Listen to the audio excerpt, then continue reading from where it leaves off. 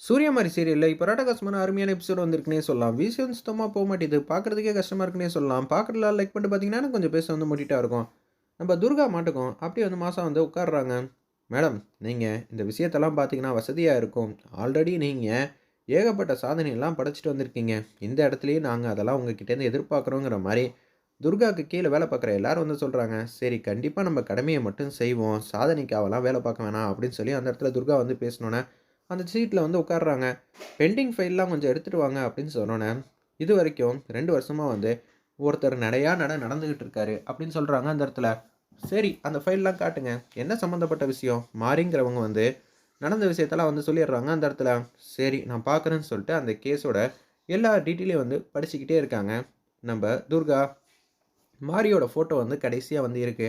கடைசி நேரத்தில வந்து அந்த ஃபோட்டோ வந்து பார்க்கலான்ட்டு இருக்கிறப்ப, துர்காவுக்கு கால் வந்துருது. இந்த இடத்துல ஏதோ ஒண்ணு நடக்குது. நீங்க வந்து பார்த்தீங்கன்னா வசதியா இருக்குன்னு சொன்னோனே, சரி சார், நான் உடனே வந்து பார்க்குறேன்னு சொல்லிட்டு, துர்கா வந்து ஃபோன வச்சுட்டு, அப்படியே அங்கேருந்து வந்து கடந்து வந்து போறாங்க. அந்த இடத்துக்கு வந்து முக்கியமான இடத்துக்கு வந்து போயிட்டுருக்காங்க. துர்காவோட அம்மாவும், அவங்க அக்காவையும் காட்டுறாங்க. "ஏம்மா, ஊறுகாலாம் வந்து போட்டிருக்கேன். ரூ. 1 பாக்கெட்டு, ரூ. 5 பாக்கெட்டுன்னு. இது நல்லபடியா மொதல்ல வந்து வித்துச்சுன்னு வச்சுக்கயேம்மா, அப்புறமேட்டுக்கு பாட்டில்ல கொஞ்சம் அடுத்த கட்டத்துக்கு வந்து போலாம். கொஞ்சம் ஃபர்ஸ்ட்டு எடுத்தோனே வந்து காசுலாம் யாரும் தரமாட்டாங்க. பெருசாவும் எதிர்பார்க்க முடியாது. நீ என்ன பண்றன்னா, எல்லாருக்கும் வந்து மொத்தமா குடுத்துறாம, பிரிச்சு பிரிச்சு வந்து குடு. அதுக்கப்புறம் தான் யாரு வந்து வித்ததுக்கப்புறம் காசு தராங்க, யாரு நமக்கு திருப்பி திருப்பி வந்து ரெகுலரா வந்து ஆர்டர் தராங்க எல்லாமே வந்து தெரியும்." "எப்படிம்மா இவ்வளோ சொல்ற? புதுசா வந்து ஆரம்பிக்கிறோம்ல, அப்படிதான் இருக்கும். சிரமத்த பார்க்காம 4 பேர்ட்ட வந்து பேசு, ஏறி இறங்கு. அப்படி பண்ணா தான், ஏதாவது நமக்கு துர்காவுக்கு கொஞ்சமாவது உதவி செஞ்ச மாரி இருக்கும். சரிம்மா, நீ வந்து ஊறுகாய் வந்து தயாரிச்சு குடுக்குற. நான் வெளியில போய் வந்து விக்கிறேன். சரிம்மான்னு சொல்லிட்டு ஒரு கடைக்கு வந்து போறாங்க. என்னம்மா வேணும்? அப்படின்னு சொல்லி கேட்டோன்னே, இல்ல, நான் வாங்குறதுக்காக வரல. விக்கிறதுக்காக வந்திருக்கேன். விக்கிறதுக்காக வந்திருக்கியா? என்னம்மா? என்ன பையில இருக்குங்கிற மாரி கேட்டோன்னே, ஊறுகாய் பாக்கெட் அண்ணாச்சி. வாங்கிட்டீங்கன்னா நல்லாருக்கும். பாத்தியாம்மா? விதவிதமா வந்து ஊறுகாய் பாக்கெட் வந்து தொங்குது. அதுவே வந்து விக்க முடியல. புதுசாலாம் வாங்க முடியாதும்மா. அண்ணாச்சி, வாங்கி பாருங்க. அதுக்கப்புறம் எதுவா இருந்தாலும் பேசிக்கலாம். இதே மாரி தாம்மா 4 பேரு, 40 பேருன்னு வராங்க. எல்லாத்தையும் வாங்கி வைக்க முடியுமா? சொன்னா புரிஞ்சுக்கம்மா அப்படின்னு சொன்னோன்னே, அப்படியே போறாங்க அந்த இடத்துல. அவங்க இன்னொரு கடைக்காரங்க வந்து இருக்காங்க.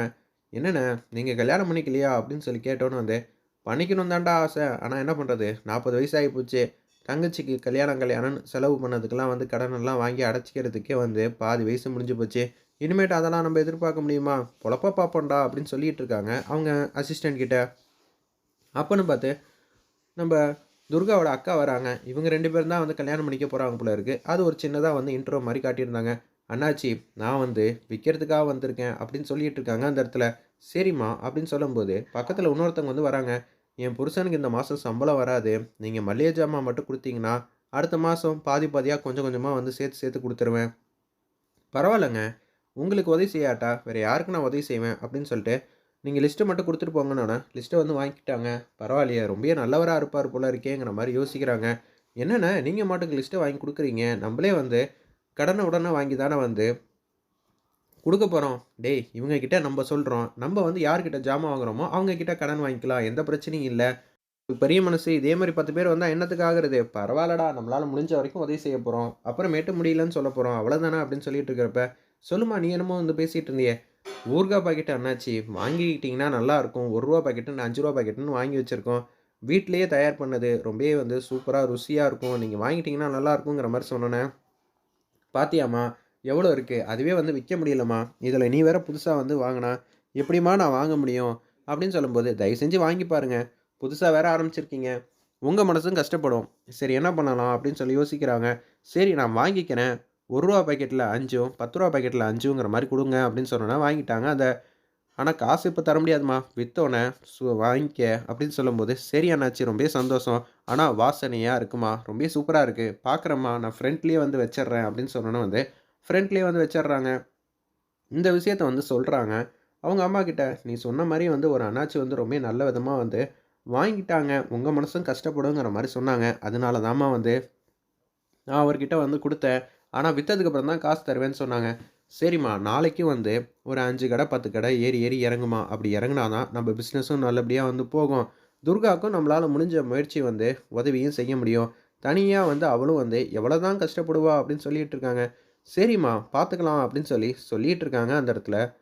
துர்காவோட அக்காவும், அவங்க அம்மாவும். தேவியை பார்க்கலான்னு சொல்லிட்டு வேக வேகமாக வந்து வராங்க. "என்ன தேவியம்மா நீங்கள் இங்கே இருக்கீங்க? கிளாஸில் இல்லாமல்" அப்படின்னு சொல்லும்போது, படிப்பில் வந்து ஏதோ மார்க் கம்மியாயிட்டாலோ, உடனே வந்து வாத்தியார் வந்து பேசுகிறாங்க. "படிப்புலலாம் வந்து கெட்டிக்காரி, அவளை அடிச்சுக்க ஆள் இல்ல. ஆனா ரொம்பவே வந்து சுட்டித்தனம் பண்ணுறா" அப்படின்னு சொல்லும்போது, "என்னாச்சு தேவிங்கிற மாதிரி கேட்குறாங்க. நடந்த விஷயத்தெல்லாம் வந்து சொல்லிடுறாங்க. "நான் சொல்கிறேன் தப்பாக நினச்சிக்காதீங்க. இப்படியெல்லாம் நீங்கள் பேசலாமா? இந்த வயசில் வந்து அவங்கள திட்டவே கூடாது. அதுவும் தனியாக கூப்பிட்டு வந்து பேசுங்க. அவங்களோட தன்னம்பிக்கை என்ன ஆகுறது? நீங்க நல்ல விதமா வந்து பார்த்துக்கங்க" அப்படின்னு சொல்லி, அந்த இடத்துல வந்து இப்படியெல்லாம் செய்யணும், இப்படியெல்லாம் செய்யக்கூடாதுங்கிற மாரி சொல்லிடுறாங்க. நான் பேசினது எதுவும் தப்பா நெனச்சுக்கலையே! அதெல்லாம் இல்ல. அதான் நீங்க தெள்ள தெளிவா வந்து சொல்ட்டீங்கல்ல. சரி நீங்க போயிட்டு வாங்கங்கிற மாரி சொன்னோனே, "தேவி நீயும் போலாம்" அப்படின்னு சொன்னோனே, கிளாஸ்க்கு வந்து தேவி மட்டும் சிரிச்ச முகமா வந்து போறாங்க.